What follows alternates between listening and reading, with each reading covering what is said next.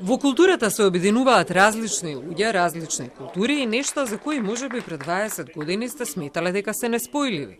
Се обидовме да им го вратиме животот на некои градови кои што останаа заборавени, во нив да го откриете културното наследство, новите пријателства, но и да се подигне свеста за економскиот раст на тие градови, вели градоначалникот на Горица, Турел, кој заедно со своите колеги од Нова Горица и Кемниц разменија искуства поврзани со сето она што се подразбира под европска престолнина на културата. Дел од железничката пруга беше заборавен и практично изградивме нов дел од градот каде што можете да одите да шетате, да слушнете јазици како австријски, како италијански, како словенечки, кај што луѓе се среќаваат за да планираат идни проекти и идна соработка.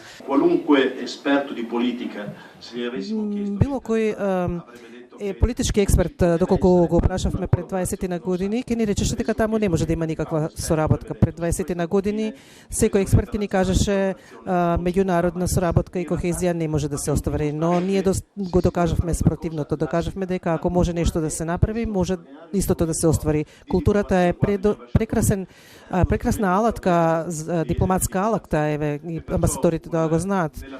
Скопје, европската престолнина на културата за 2028 е исправено пред нови предизвици.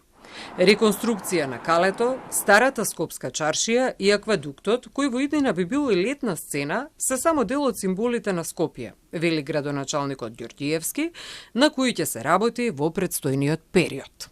Еден од најкапиталните објекти во градот Скопје, кој што ќе остане символ според мене за град престолнина на култура, ќе биде старата пошта, за која што сме во постапка со владата да ја превземеме ние, да бидеме оние кои што ќе владеат со истата и ќе биде претворена во младенски хаб, но и символ на Скопје, град престолнина на културата, така што не чекаат убави настани, доста објекти кои што ќе останат и за идните генерации.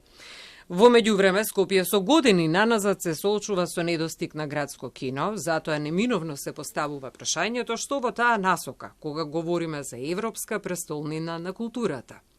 Ѓорѓиевски вели дека со поддршка на Турската асоциација МАТО ќе се обезбеди проектор за кино Милениум и истото до септември би било ставено во функција.